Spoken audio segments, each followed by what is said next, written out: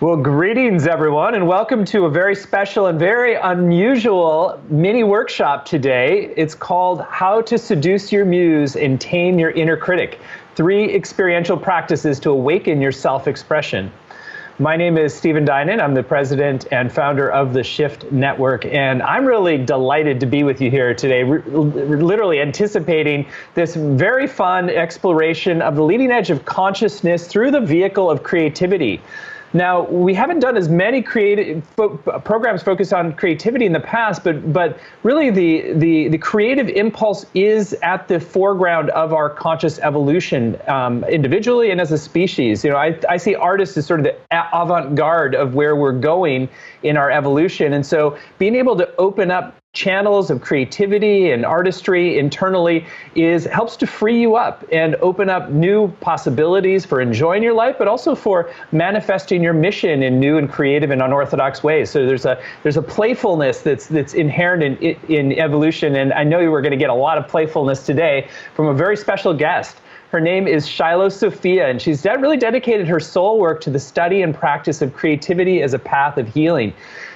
By the age of 40, she'd already become a very successful, one of the top 10% of artists, contemporary artists in the United States, and she's just really exploring this realm of intentional creativity as a vehicle for your soul and creating with mindfulness. She's taught at university, master's and PhD programs. She's got a huge online following. She's taught in all kinds of different places, and she's just she really brings a spirit of magic and playfulness and adventure to this call. So welcome, Shiloh. Thank you so much. I'm so honored to be here with you, Stephen, with all of you. Thank you for showing up for this little time with the Muse. Let's see what's going to happen.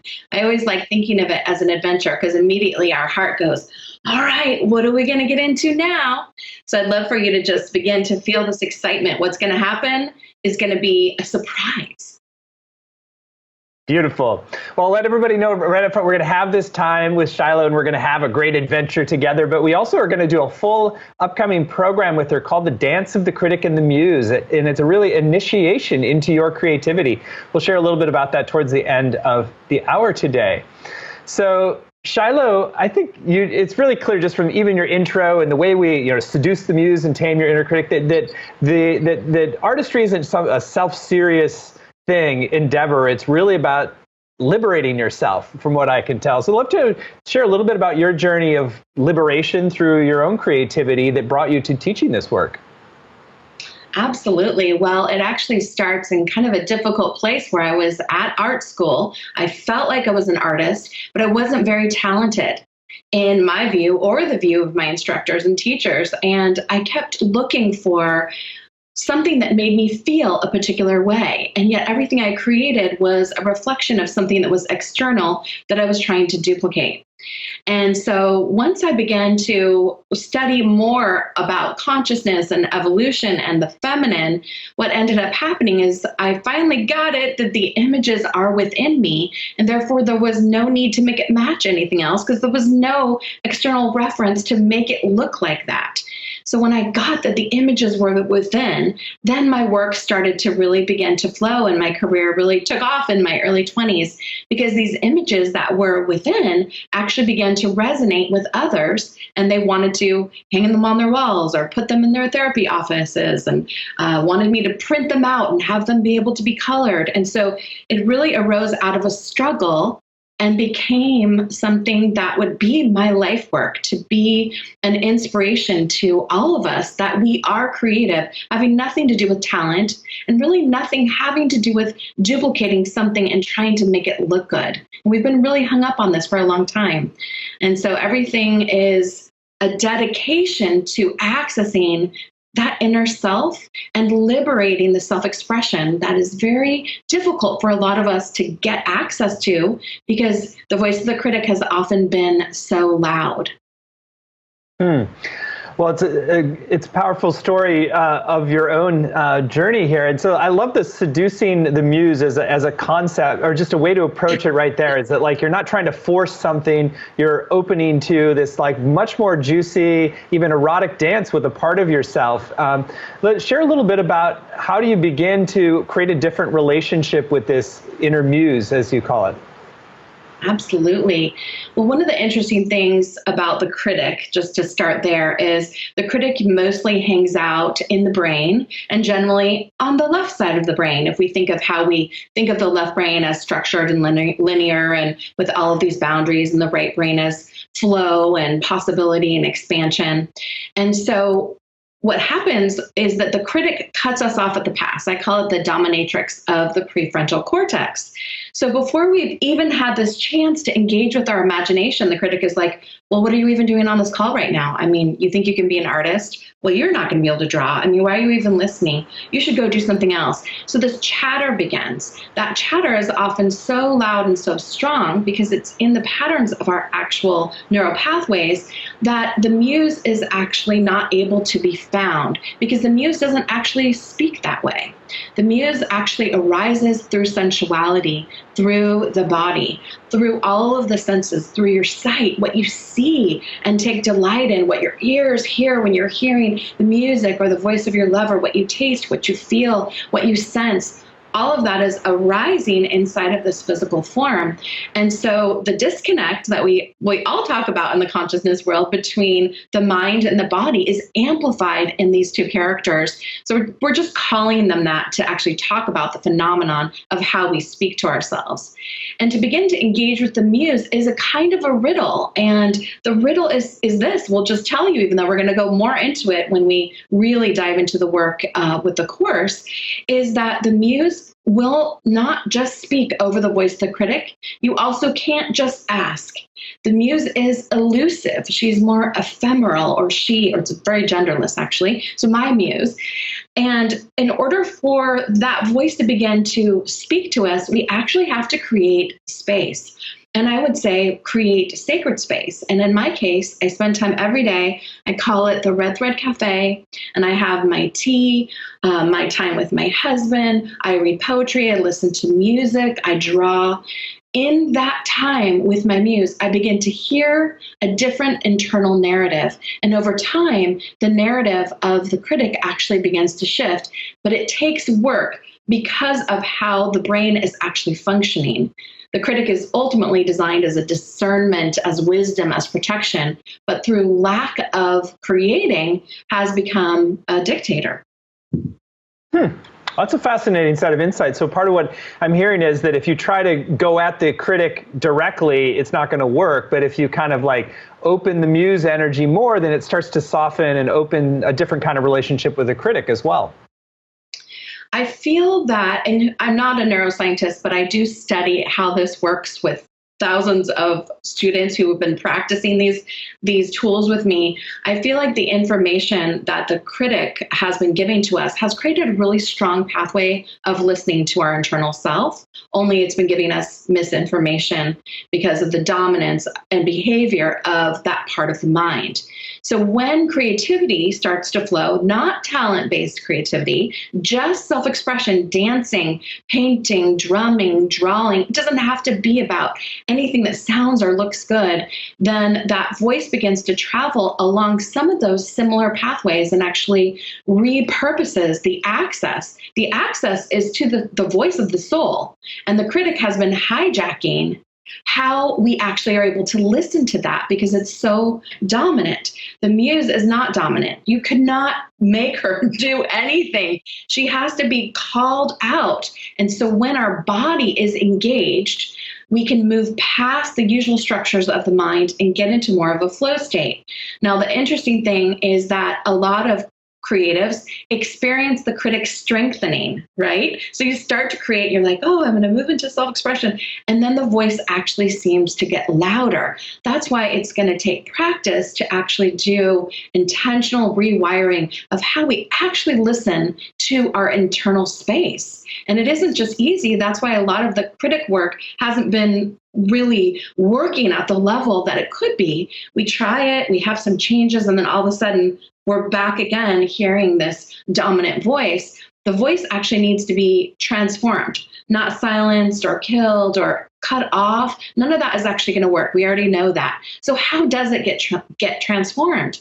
And I believe it gets transformed through creativity and consciousness and really becoming the observer of how this internal voice works within us and establishing a new narrative and a more potent relationship with what it is that wants to arise forth from us that we haven't been able to hear or see or act. Beautiful. I love your perspective on this, and it's a kind of a deeper honoring of both sides, that they're both, in some ways they both have their function, but we've gotten really lopsided. And so the practice of liberating the muse and playing with that muse energy really helps to rebalance us, is what I'm hearing.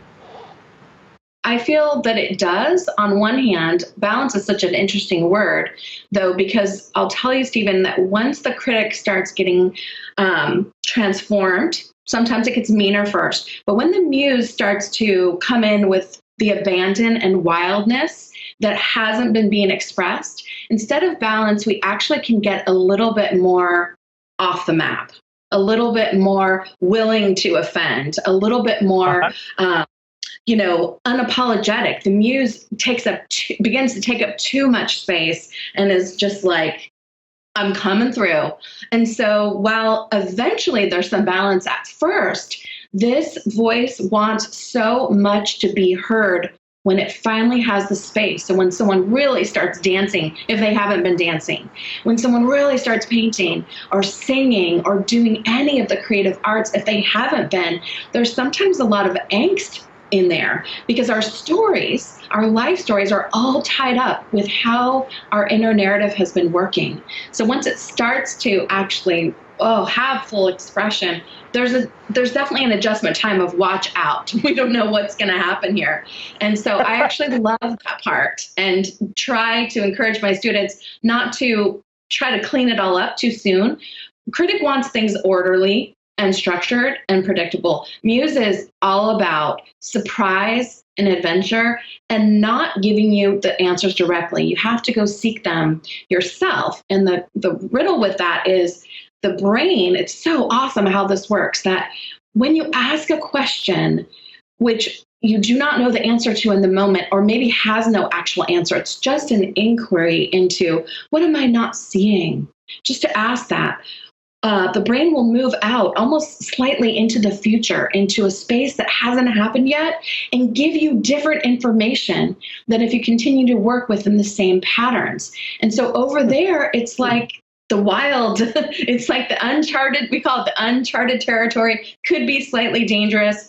And after a while, though, it does come into more of a resiliency, a more of a balance, and more of a capacity to really access what we need within ourselves to make choices for our lives that are aligned with the voice of our soul. That's fascinating insights in terms of like how it starts to actually rewire how we're doing our neurology, and that we're looking into the future. And because it makes a lot of sense that if we're overly structured, which is what the inner critic leads us to, then we're not going to be able to go out of the box for potential new possibilities in the future either. That's right. And it's fascinating that so much of our lives has been so mental, and I'm all about the intellect. So it's not like I'm saying get out of your mind, I'm saying get into your mind and also into your body.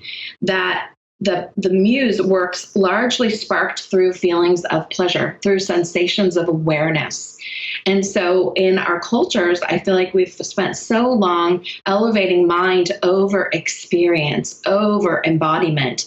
And while the consciousness movement has made so many strides in mindfulness and in the quantum world and in just how we're actually all connected and all one. I mean, there's so many amazing stories that we're telling as a culture and as a people right now. But if we are not emphasizing that to be fully embodied, we need to experience and honor pleasure and sensation, then the mind is not going to sync up with the body. And we all know what happens when we're living a life out here that doesn't reflect in here. That's when the fragmentation happens. And when I think the crazy making happens, where people feel like, how did I choose this partner? How did I choose this job? Or how did I end up here? It's the source of the midlife crisis. Like, wait a minute, where am I? How did this happen? It happens because the mind and the body and the heart are not in dialogue. And so through my work with intentional creativity, the absolute hope is that all of us can get into dialogue and into oneness with more playfulness, self-expression, insight, and really access to genius. Beautiful. Well, you're fascinating to listen to and learn from. And I want to turn us now towards the experiential work is the heart of today's mini workshop. So we call it mini workshop because you're really going to take people into a creative space and to open up more Muse and tame the inner critic. So I'll let you set the context, and then we're going to be bringing in a whole little workshop here. Thank you, Stephen. I just want to thank you and the Shift Network and the entire team and all of you who are here for creating this opportunity to bring creativity to all of you. It's truly my deepest joy to share this work with you. And so I have condensed down a lot of what we're going to be doing in the dance of the critic and the muse to just give you a taste of what it is to engage with creativity and how you don't have to be talented. So are you open to having a little bit of tea with the muse? So I actually, with my muse, bring my tea and I light my candle and I set up a sacred space. And I'm also inviting you to have your pens and paper ready because we're going to dive into a little bit of metacognitive drawing. Now, let me tell you what metacognitive drawing is. So metacognition is thinking about thinking, knowing about knowing. It's basically that observer context where you're actually looking at the space that you're happening inside of. And so when you're drawing, you are actually thinking about a particular inquiry. And it's interesting that in 5 to 7 minutes, stress levels go down through drawing.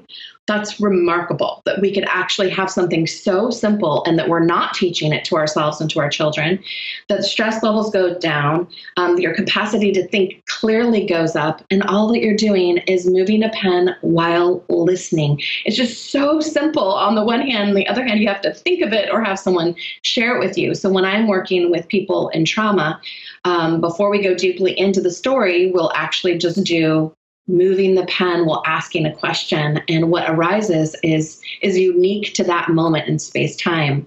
So I know that for anyone, when I talk about creativity, most of the people, until they start hanging out with me, say, I can't draw a stick figure, I don't have a creative bone in my body. Like, that is all an illusion, because we are all creative and you're creative all the time. But I also invite you to love the thrill of the fear. In creativity, you don't actually want to get rid of the fear because the fear shows you that you're on the edge of something important. Now, why would we, with a pen and paper, and us right now, actually have to feel fear about making our mark? Well, there's a lot of reasons behind that, but just note, if you feel a little bit of what's going to happen, a little bit of exposure, or if your critic is really coming up and you actually want to get off the call now, I'm actually asking you to stay right here with us. And I dare you to engage in this experience and listen to your inner world. We're inviting you to make this very real. This isn't just an exercise. We're inviting you to actually call up something you're dealing with in your life, something that you're struggling with or grappling or wrestling with, something that you need insight on or that you have confusion on. Or one of my favorites is just to say, can you show me what I'm not seeing that wants to be revealed in this moment? The fascinating thing is this works also with health. I can say, well, why is this pain in my shoulder? Or why does this thought keep coming to me? And I move the pen, ask the question, and then I begin to get access Access to the space beyond the prefrontal cortex is where we go in metacognitive drawing. So this will be most effective for you to call up something that you're working with. And I also strongly encourage you after the experience, because this is just a little teeny one, mini one, to go ahead and try some of the practices again, just listening to music while I'm not speaking to you, because it does inhibit a little bit if you're trying to follow instructions and listen to your own voice. But we're going to go for it, give you a taste, and then really encourage you to try this on your own and go deeper into the things that you want to receive information about. So this is all about gaining access and insight to the hidden places within. So how do you seduce your muse and tame your inner critic? Well, the idea of seducing your muse is about how the muse often responds to us. It's a kind of a funny riddle, because this kind of creativity, if you try to just like sit down with a blank page or try to sit with the canvas or whatever it is, that confrontation often really quiets us down, and then the critic comes in. The muse actually needs a little more subtlety. It's like inviting the great mystery to tea. That's why I have this process called the Red Thread Cafe.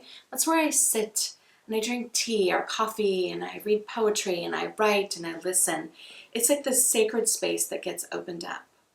So we wanted to offer you 3 experiential practices to begin to awaken self-expression, to invite the muse to be in a dance with the critic and to start actually taking up a little bit more space. So the first practice we're going to do, we're going to start with our hands. And so I just invite you to stand up with me.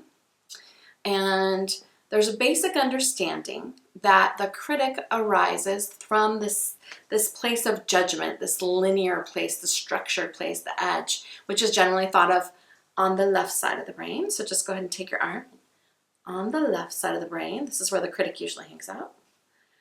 And then creativity and flow and momentum and formlessness and the infinite is on the right side of the brain. So just make a shape. And then make them both together. And say, I would like for both sides of my brain to work together.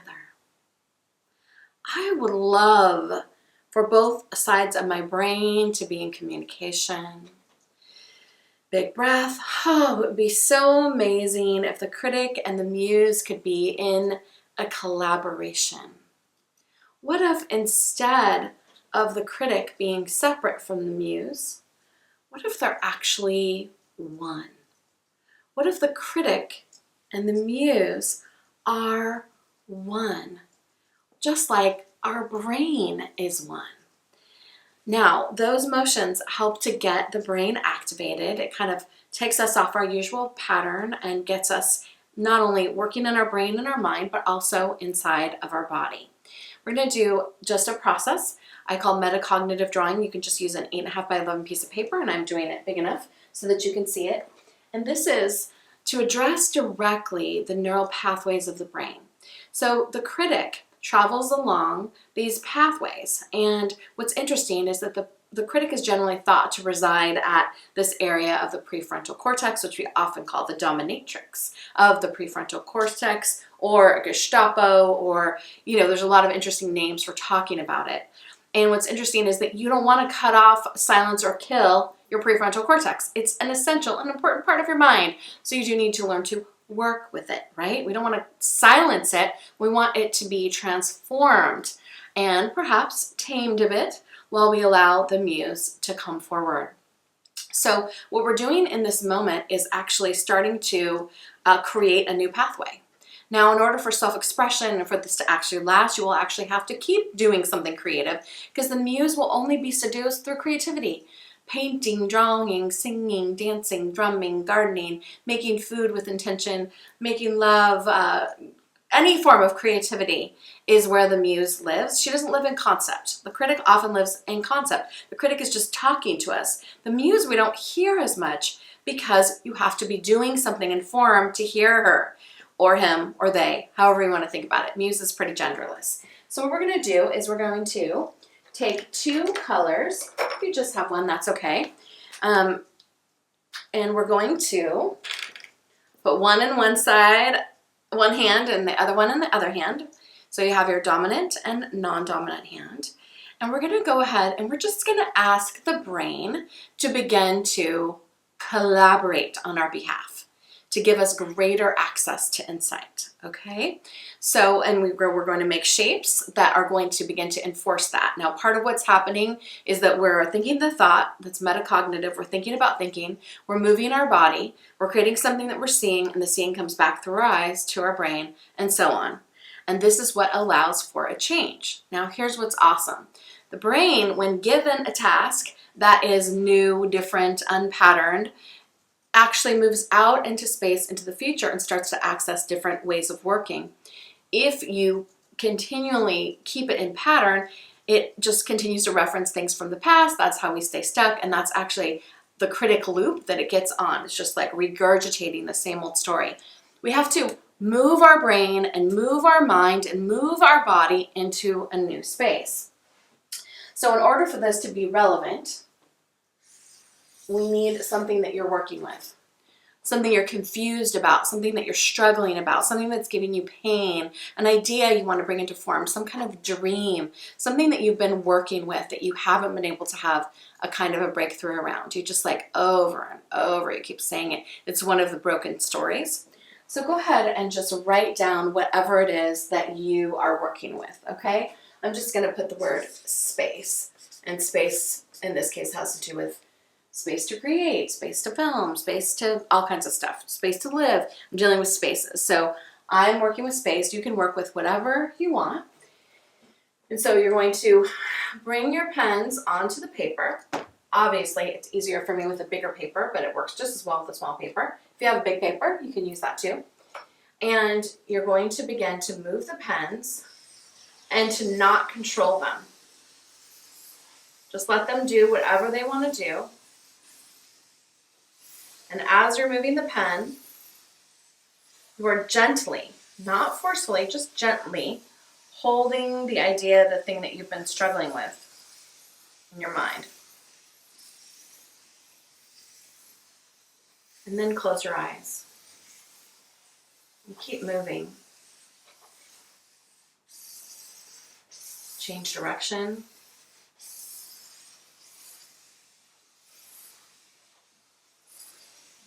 Ask the question again.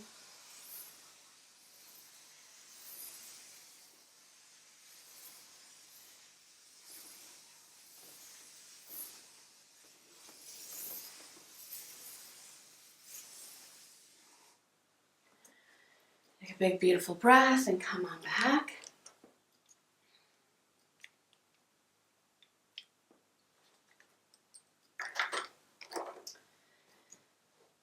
It's interesting to note that I automatically mirrored both sides, which means that the brain, the left brain and the right brain, and the left brain and the right hand are actually able to mirror and work with each other.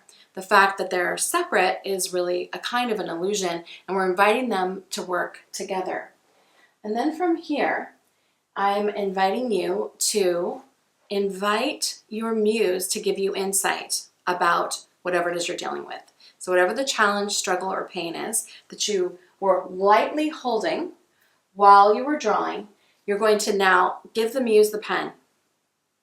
I mean, like, just you imagine it. You're using your imagination to give the muse the pen. Okay, the muse has the pen.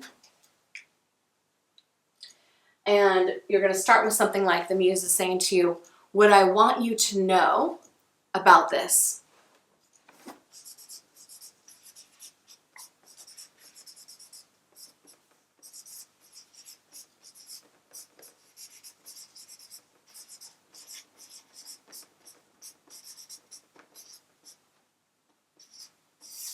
And the key is that it's not your voice. You've handed the pen over to the muse. And if you need to start with another piece of paper, that's fine. You don't actually have to do it on the same paper. And just see what information and insight the muse reveals to you, what kind of different thinking became available through just moving the pen. And just write. You can revisit this more later too, to just keep diving in.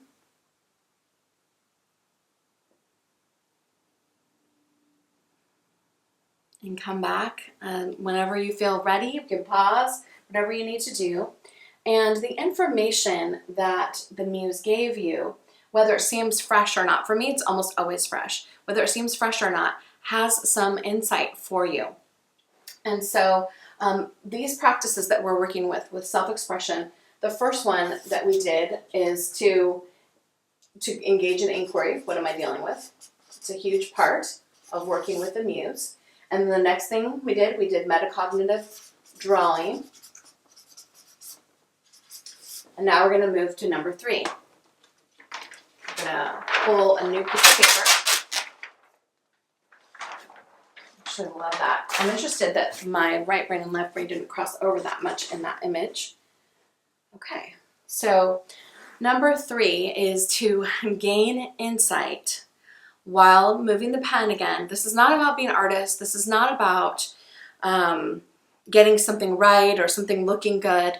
This is about freeing self-expression. So whatever the Muse told you, just pull an insight from it, like some little fresh reflection that you might have gotten about this challenge, right? Something you're dealing with, some part of your story. Just whatever it is that you know about it, that you heard from the Muse. And you may not know that much about it. Part of it still might be in the mystery. You might have gotten a symbol. You're just going to represent that in the middle of the page somehow. It can be as abstract or literal as you want. I just started moving my pen and it just ended up creating this flowery shape, which is just fine. And now what we're going to do is we're going to bring that insight. So the first one was the idea, and this one is insight that you had since the time we started. This has been a very short time, but if you're really doing the process, a lot of times insights are going to arise. If you're not being too stubborn and the critic isn't saying, why are you doing this? Why are you doing this? Notice if the critic is talking to you and saying, well, how can you make any progress? I mean, you're not an artist. Just notice if the critic is talking to you. You're going to know so clearly how much the critic has been influencing you. Right now, though, we're seducing the Muse. This is very simple. This is not about drawing. This is about listening while you move the pen. And so this next part is to explore the insight while you're moving the pen, without dominating the pen and without thinking very much about what you're doing. You're just going to move the pen, but it's out from the center image. So this represents the insight, and you're just going to come out from the central image.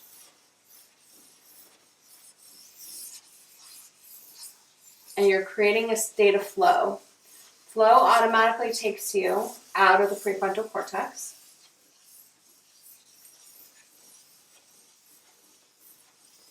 You can go as small or as big as you want.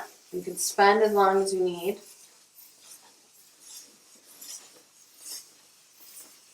We're just lightly holding this insight.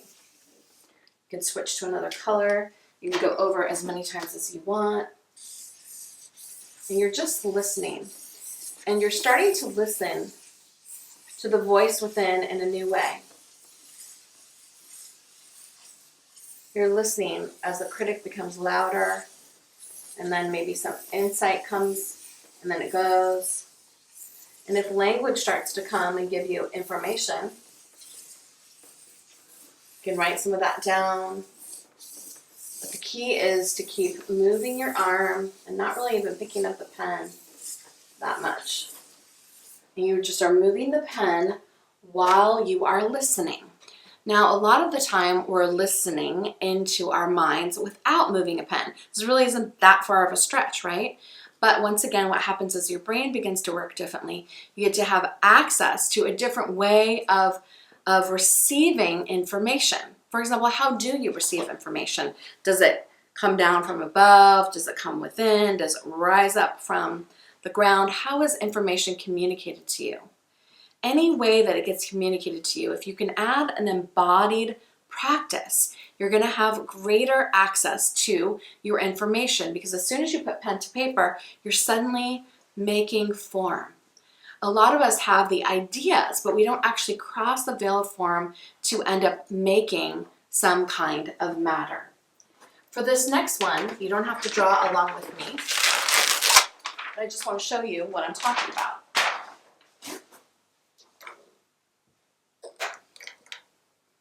Say this is you. I'm going to put you here, or it could be me. Here it is. And we're going to go ahead and activate the right and left sides of the brain of the being. And you have an idea, which is kind of what we started with. When this idea just remains in the ethers, it's abstract, right? It's a concept. We can see it, and it actually has energy and information that it begins to transmit, and actually our genes are impacted, and flow starts to take place, and usually people get stuck here. I mean, the thought is actually having an impact on your quantum field, on your body, on everything around you. But most of us get stuck right here. We can't see how it could become form because we talk ourselves out of it. And we talk ourselves out of it because the left brain wants logic and structure and wants it to make sense. The right brain doesn't care if it makes sense. And so if you just say, I want to bring this idea over into my right brain.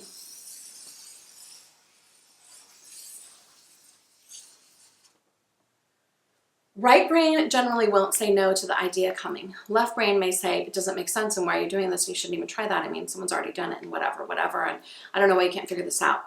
So you first bring the idea over into the right brain from your perspective. It's this way and this way. So right brain, information's coming in here. Now, you pause here, and you ponder the idea, and you muse on the idea. You let it hang out here in the dream space. Just think of when Einstein first started working on the theory of relativity, he was laying on his back on a hill in Italy and wondered what it would be like to ride a beam of light. Imagination, an image, an inquiry. And so we want to hang out more here.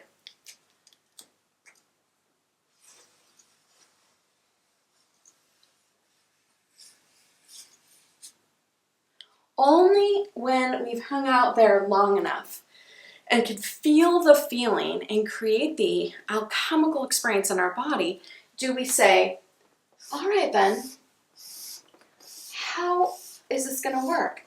And what is the structure? What is the math? When, where, what, why? And we begin to engage in the questions. We also ask that both right brain and left brain are informed by the wisdom of the heart. The heart has an electromagnetic field, 15 to 20 feet. Heart is also informing all of this. But if we ask, right brain, left brain, heart, show us, show us, show us, we're going to receive different information than if we just ask logically and reasonably and if it makes sense. And so now, pause for a moment. Revisit the idea again. Notice if the idea has changed or shifted, or if new insight becomes available about the idea. And the final part of this exercise is to now allow the muse to tell you one more piece of information that has been hidden. Okay, so you say to the muse, what is something I haven't been seeing?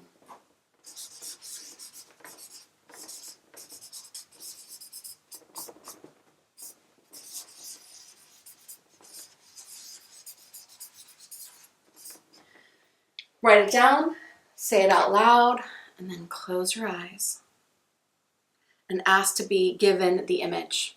With the right brain, left brain, and the heart activated, ask to be given the image. And you wait in anticipation. And if it doesn't come immediately, then you just continue to hold this out as a possibility, as a space where eventually information is going to come. You actually have opened a place where information can come into.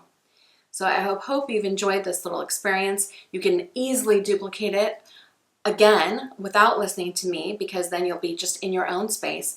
And the goal here is to listen for your own voice ringing through past the voice of the critic, and your own vision, using your imagination to move forward in your life into the authoring of your own story. Because you know what? It's so much funner when we do that than if we're just being constantly impacted by the overculture and the critic. So I don't know about you, but I definitely am ready to invite my muse to tea.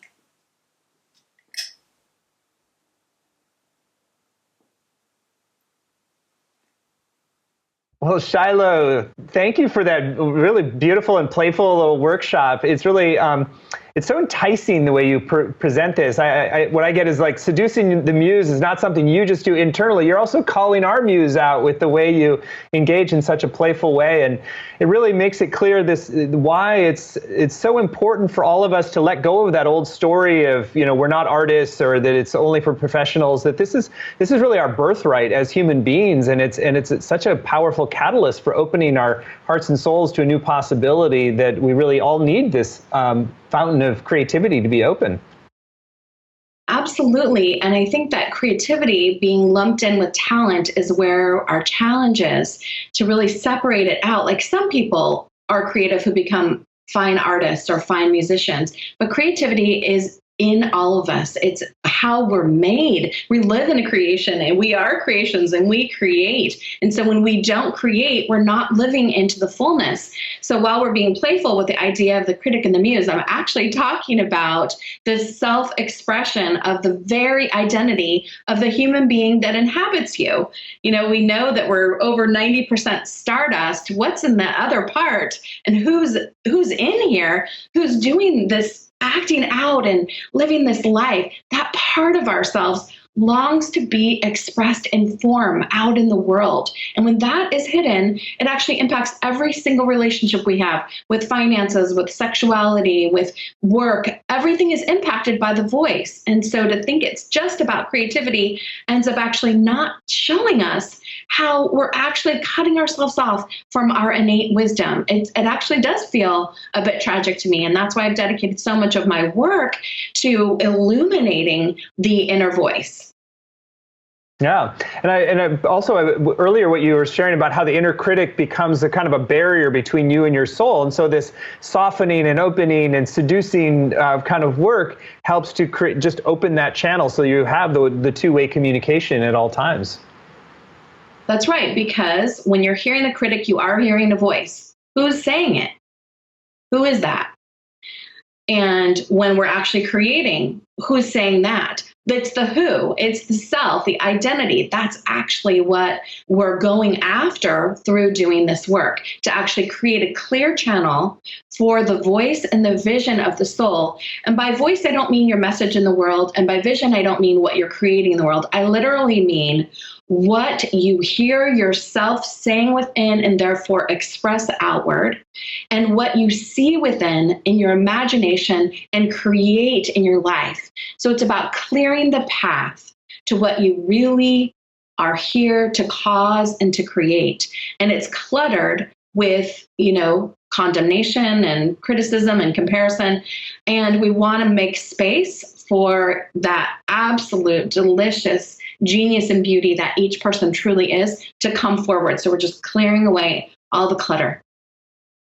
Beautiful. Well, I love your perspective on this, and I think it's really adding some really valuable insights into the whole collective conversation around creativity as well, and consciousness evolving. And also, I think some really interesting pieces that you're adding around embodiment is like to really enjoy your senses in a different way is a portal into the muse energy as well, as you shared. Absolutely, and that it's really not that difficult. A lot of mindfulness and meditation requires some level of skill and calming. What's so great about the muse is she hangs out at the edge of chaos. And so wherever we are, whatever we're dealing with, we can actually begin to learn to access that place and not even have to be good at it to actually begin to receive insight. So I feel like the benefits of creativity in this way are similar to the benefits we're receiving and excited about from the mindfulness movement. But this is like mindfulness embodied, like we're actually living this out. This is not a concept. This is not a idea of the mind. We're actually asking people to live the transformation. And what we say in our community is to become at cause for curating your own consciousness. If you don't, who will and who is? That's a great phrase, curating your own consciousness. Well, and it's also clear that it has a lot more fun and magic into it, which makes it more sustainable overall than just being all kind of self-serious and studying ourselves in that way. So I love what you're offering. It's really good medicine for all of us on a path of growth and transformation. So I think this is a good time to talk a bit more about your upcoming program. And I have to say that we are so delighted that you are offering this program. We've kind of tried a couple of different creativity themed things in the past that didn't really catch fire. And I think there's a way in which you're really offering this work really at the interface between the deep personal growth work and the creative self-expression that really is about liberating more of your life energy, your creativity, your vision, that really is about transformation, but in a way that's more fun and more enjoyable. So we're super excited that you agreed to do this program with us. And so let's share about it. So the program is called The Dance of the Critic and the Muse, a 7-step initiation into the voice and vision of your soul. And I love that you've called it the 7-step initiation and really designed this whole program as a series of gateways, of thresholds for each of you to pass through and to open to and embody new aspects of yourself that you might not otherwise be comfortable with or even in dialogue with internally. So you can see the program laid out at danceofcriticandmuse.com, all spelled out, danceofcriticandmuse.com. It's going to be a 7-week program, and really there's no prerequisites for it, and this is not a program for artists. Let's make that really clear. Well, even if you think of yourself as a non-artist, this is a program to use creativity as a way to mobilize and open more aspects of yourself, so that it's about a process of self-liberation and initiation rather than a training for artists. So I'd love for you, in your own words, Shiloh, to just share more about the program on a high level and what people are going to get. Thank you. And I also just really want to acknowledge you, because I feel like you're really getting it and articulating it so well for our mutual communities to understand that it really does go beyond being for artists. In fact, this is truly designed for anyone who's interested in gaining access. And so that's really the core question is, are you interested in receiving more access to your own internal being, to curating your own consciousness, to have clarity about what you actually think and feel, and ultimately to be able to choose to have more pleasure and excitement in your life? I don't know about you, but for me, being able to fill my days, especially in this uncertain world, with things that bring me joy and celebration is part of my resiliency. And so in our time together, we're calling them initiations, because each one actually takes you to a different place on the path and crosses you to a new dimension of understanding. And while we're doing the work together, your brain is beginning to rewire itself to allow for the voice of the critic to actually be transformed, make space for the voice of the muse and self-expression, and then to ultimately arrive at your own voice. And really, the critic and the muse then disappear, and it's ultimately just you being able to hear what you are all about.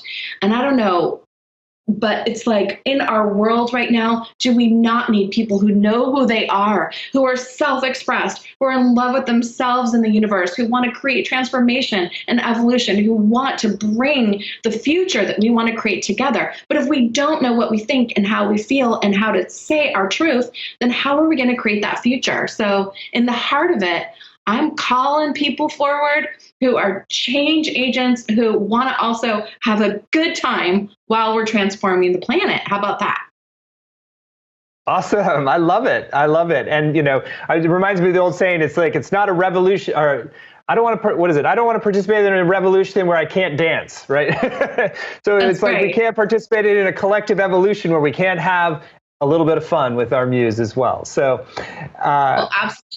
And every revolution actually has art and music that's connected with it. So it's interesting how far we've come away from the image and sound of revolution.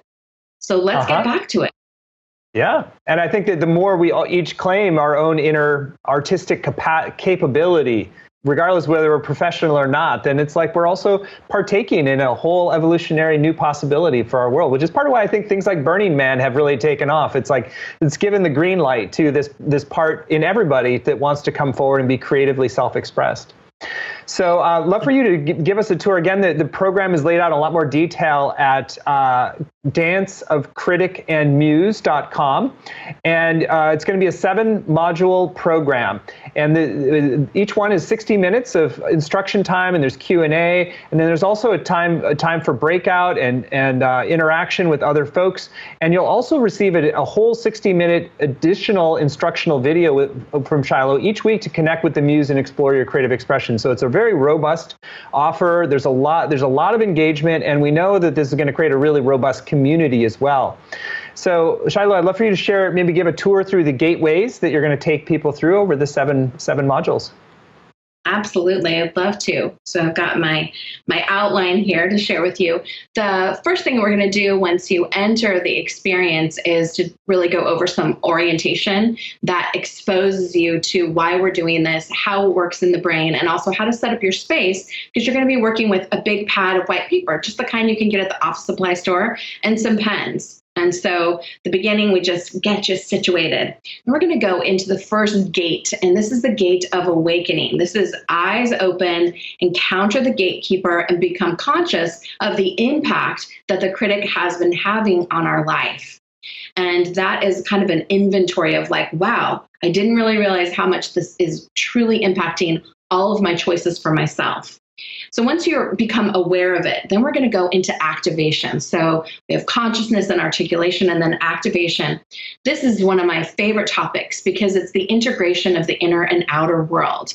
We think of ourselves as inside and the world as outside, but when those truly are separate, then who we're being inside isn't who we're living out there. Guess what? It's the same with the voice. What you say to yourself inside isn't necessarily what you say outside. What you see out here isn't necessarily what you see inside. So this is all about the integration of things that have been occurring for us as fragmented through the veil of skin, right? The sack of stars that we are, to actually have them occur for us as one. And there's some awareness and teaching as well about working with the field and the physical body. Then from there, once we're unified in our inner and outer worlds, we're going to go into alchemy. And alchemy is, of course, about choosing transformation. And so this is the place we're going to begin exploring how to truly ask and invite the critic to, instead of being predatorial, which it often is, and cruel, to become fierce wisdom. The critic is a voice of wisdom, discernment, and protection that, through not being expressed in creativity, has actually taken on a whole other function. So we're actually asking it to come back to the function of how we're actually designed as human beings. Once we get that clear, we get to go into collaboration. And the gate of collaboration is to embody the new story. Because the story that is being spoken to you about by your critic isn't the story that you want to live into your future. So we're going to play with the idea of what is the story that you'd be living out if you were self-expressed? What would that even look like? So there's a lot of imagining into the potential future of what does the self-expressed life feel like, and what is calling to you from within that still hasn't happened that you really want to call forward. And this also truly integrates it with the actual physical body. We then move into the gate of emergence. And this one is about identity and about catalyzing your archetype. The archetype, the sort of overarching structure of how we look at ourselves, has been largely shaped by the overculture, dominant forces, as well as this critic. And so we need to reclaim our identity by actually shaping and entering into an archetype which isn't constantly being influenced by negativity. We'll also go into more body work. We're going to explore beyond the 5 senses, because in order to be with the Muse, you actually have to activate some of the other senses. I'm not going to tell you what they are, but this could be the R-rated version, just a little tiny bit, because we're going to talk about the other parts of the body that we don't usually talk about in relationship to consciousness and creativity as direct as we're going to be, because we want the whole body to be turned on and activated in our life. Then we're going to go into inspiration, because now that this is, now that you're embodied and you can actually hear what's coming through, we're asking you to claim your voice and vision, to actually say what has happened for you during this experience, that you're moving into the space of inhabiting your own identity with a voice and a vision which is your own, a voice that you can hear above the others. And what is it that wants to come forth in your life from this new spaciousness? And then we complete. Interestingly enough, I wanted to complete with celebration, because it is a celebration. But what really came up as I was teaching was belonging. One of the things that happens with the critic is we tend to isolate. We're so afraid if we are who we are, we're going to be exposed as a fraud, that we aren't going to be lovable, that we have created a sense of isolation, a feeling like we don't really belong on earth. We don't know how we got here. We didn't ask to come here. And so that continually gets enforced by this critic behavior. So when you've come back into yourself and actually come into yourself in a new way, there's an invitation to rejoin the rest of us and to rejoin the community of those on the path of consciousness. So this is a reclamation of belonging on earth at this time as you. And this is an essential step for us if we're going to be in conscious community together. So that's a brief, really brief overview. And we are also, in each one, we're drawing. There's drawing on the paper, but nothing having to do with talent, just moving the pen like we did in the workshop, as well as some poetry, as well as meditations, and truly and deeply working with activating the imagination. And while we're doing it, the whole time we're working together, the pathways of the brain are automatically changing. They are impacting the entire physical body. The electromagnetic field of the heart is supporting this space and the entire field around us. So pretty much every part of us is showing up for the party. And this is a dance. This is a dance because it's an invitation to not only the critic and the muse, but for you to dance with me and with all of us who are going to be a part of this experience. Every one of you that comes is going to be holding this space and creating a catalytic container for everyone else to have their own awakening. So I could not be more thrilled to bring this offering really to the altar of our communities. Well, what a great offering. I mean, I can tell it's just going to be a rockin' good program. So it's going to be, I love how you've married the deep transformational work with the more playful muse energies, and it's really going to be very powerful. So I'll share a few other things about the program as well. You can see more details at danceofcriticandmuse.com. It's going to be a video-based program, and as you can tell from today, it's important that it's video-based, so you get the full sensory experience of Shiloh and what she's offering in the workshop. You get recordings, video and audio of every session. You also get transcripts word for word. There's an online community. There's small group practice sessions. So there's a lot of engagement over the 7 weeks.